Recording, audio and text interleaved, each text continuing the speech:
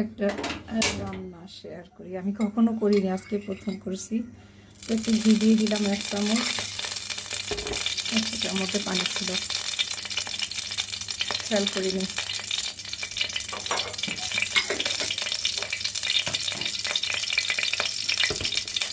যাই হোক, আমি এখানে টমেটো আর হচ্ছে মিষ্টি কুমড়া, 2টো কাঁচামরিচ দিয়ে দিলাম।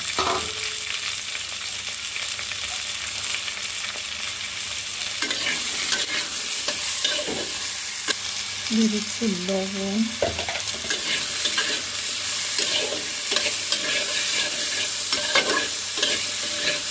একটু ভাজা ভাজা করে নেব ঘিয়ের মধ্যে,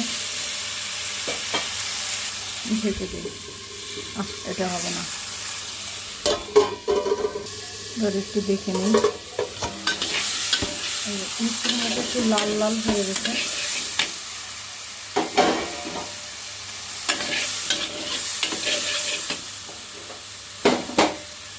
এটা হচ্ছে স্টিল কাট ওটস, ভিজিয়ে রেখেছিলাম, আমি ওটসটা দিয়ে দিলাম।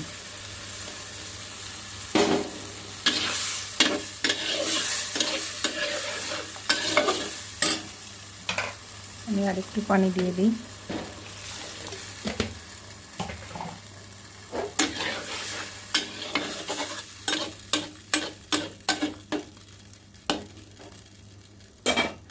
একটু ঢাকা দিয়ে দিই, দেখি এটা একটু অবস্থা। মিষ্টি কুমড়োটা সিদ্ধ হওয়া পর্যন্ত তো অপেক্ষা করতে হবে, সিদ্ধ হয়নি।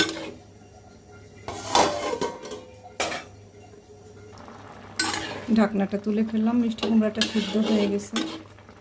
আমি আবার চুলাটা বন্ধ করে দিলাম।